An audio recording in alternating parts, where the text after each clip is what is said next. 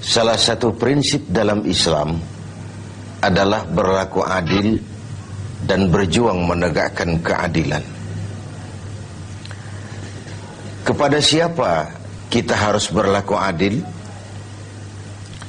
Pertama, kita harus berlaku adil kepada Allah Subhanahu wa ta'ala. Bagaimana cara berlaku adil kepada Allah? Yaitu pertama, jangan menyekutukannya dengan sesuatu pun. Dalam hidup ini ada orang yang sama sekali tidak percaya kepada Tuhan. Sebaliknya ada juga yang percaya tapi Tuhannya kelewat banyak. Yang adil dalam hal ini adalah percaya kepada Tuhan, dan Tuhan itu jangan disekutukan dengan sesuatu pun. Inilah keadilan kepada Allah Subhanahu wa ta'ala.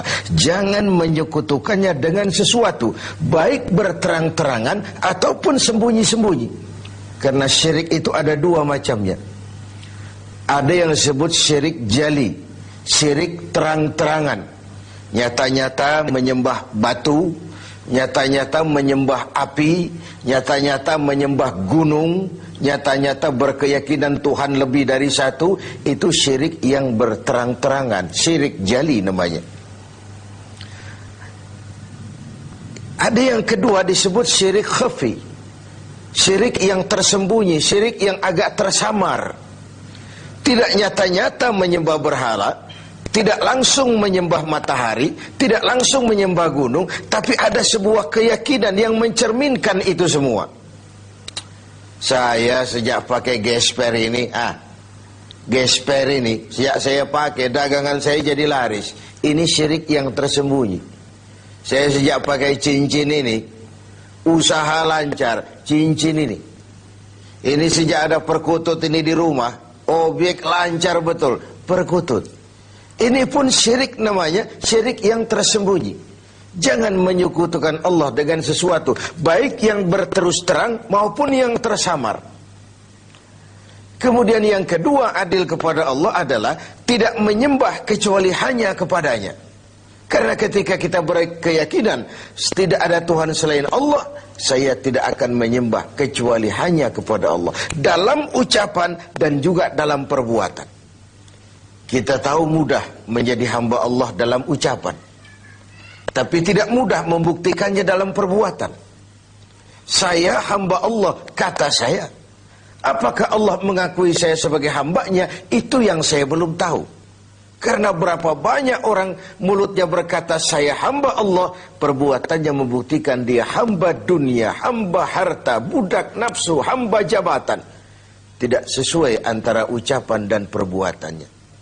Kalau adillah kita kepada Allah, pertama, jangan sekutukan dia dengan sesuatu. Yang kedua, jangan menyembah kecuali hanya kepadanya.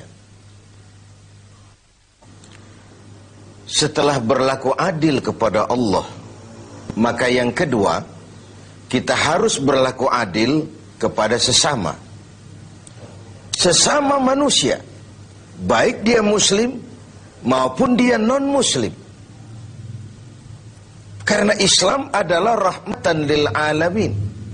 Jangankan lagi dia manusia walaupun berbeda agama, binatang sekalipun, tumbuh-tumbuhan sekalipun mendapat rahmah dan perlindungan dari sebab turunnya Islam ini.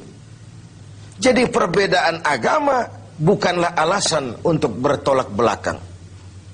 Sedemikian tegas sampai Rasul mengajarkan, man adza zimmiyan faqad adzani. Barang siapa yang mengganggu orang kafir zimmi, orang kafir yang mau hidup damai dengan umat Islam, siapa yang mengganggu mereka sama dengan mengganggu aku.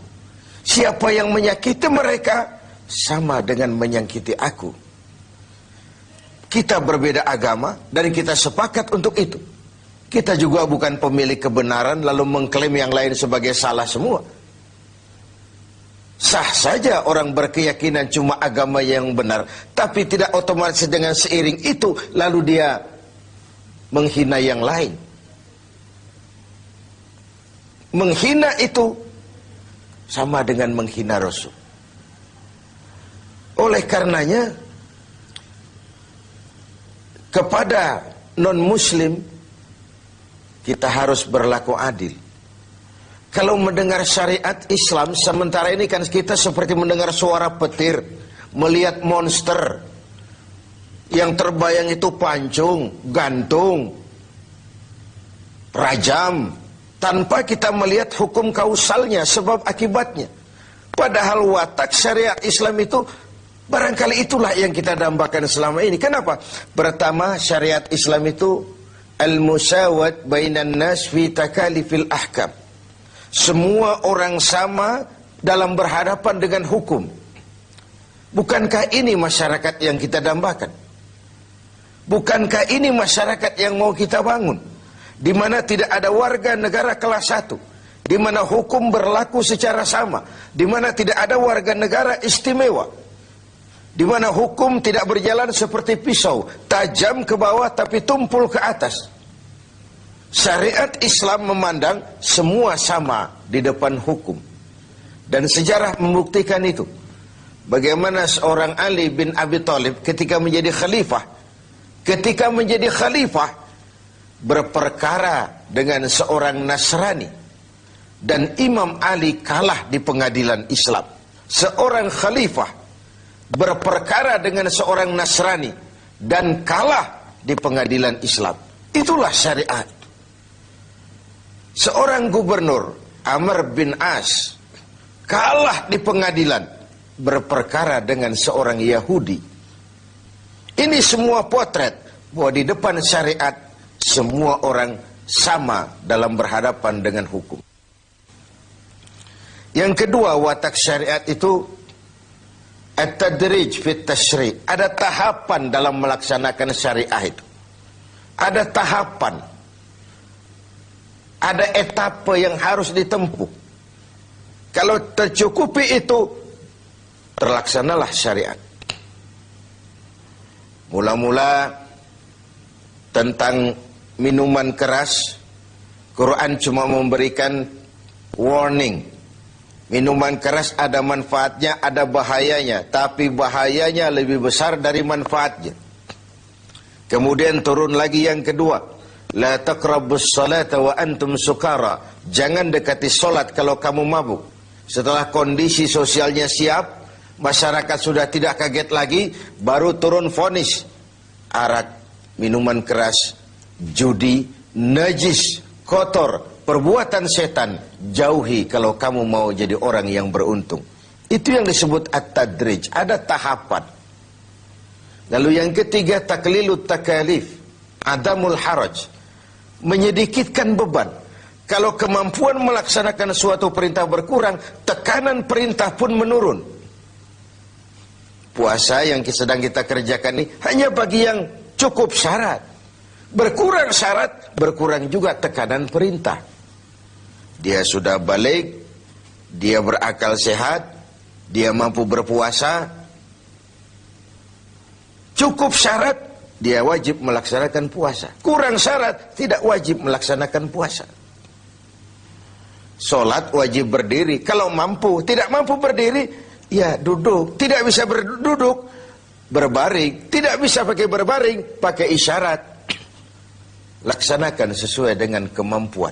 Inilah rahmatnya syariat Islam itu. Jadi saya kembali bahwa berlaku adil kepada sesama, pertama kepada muslim, yang kedua kepada non-muslim. Demikian tinggi nilai keadilan itu dijunjung sampai ayat Quran menyatakan, la yajrimannakum syana'anu qaumin alla ta'dilu. Janganlah kebencianmu kepada sekelompok orang menyebabkan kamu berlaku tidak adil. Tegakkan keadilan walaupun kepada orang yang paling kita benci. Kebencian bukan alasan untuk berlaku tidak adil. Sedemikian objektifnya perintah untuk menegakkan keadilan ini. Adil kepada sesama muslim, adil juga kepada yang non-muslim.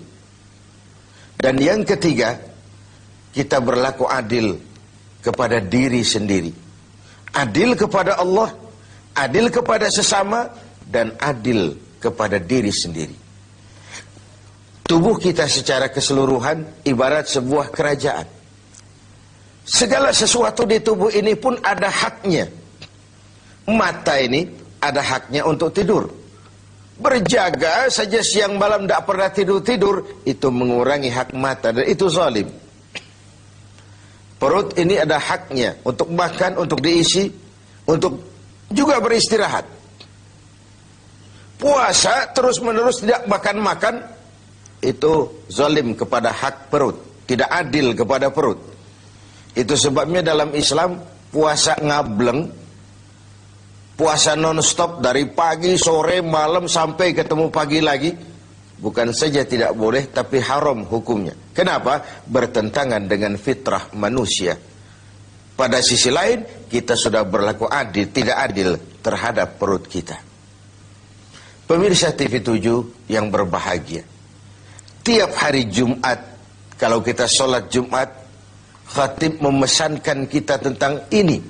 Innallaha ya'muru bil adli wal ihsan. Allah memerintahkan kamu berlaku adil dan berbuat ihsan. Diulang kali diingatkan kita, karena ini memang prinsip. Lewat kesempatan pada nuansa Ramadan ini, mari kita berlaku adil. Pertama sekali, adillah kepada Allah. Jangan sekutukan Dia dengan sesuatu. Lalu jangan menyembah kecuali hanya kepadanya dalam berbagai keadaan. Yang kedua, adillah kita kepada sesama manusia. Baik ia orang yang kita sayangi, kita senangi, maupun ia orang yang kita tidak sukai, maupun dia orang yang kita benci. Baik dia muslim, maupun juga dia non-muslim. Karena Islam adalah rahmah bagi semesta alam ini. Masyarakat yang kita dambakan, masyarakat yang tegak di atas keadilan. Keadilan yang menyangkut ekonomi, keadilan di bidang pendidikan, keadilan di bidang sosial, pendeknya keadilan di berbagai aspek kehidupan ini. Lalu yang ketiga, adillah kepada diri sendiri. Semoga kita menjadi orang-orang yang dapat berlaku